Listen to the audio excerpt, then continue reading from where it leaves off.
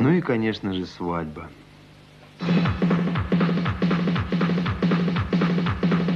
Даже в наше время этот священный обряд сочетания мужчины и женщины у войнахов не теряет своей колоритной национальной окраски.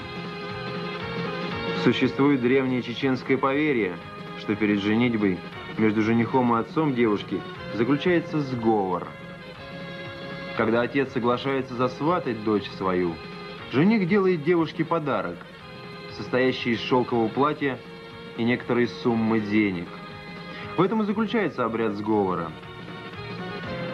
Потом жених получает право тайком видеться со своей невестой.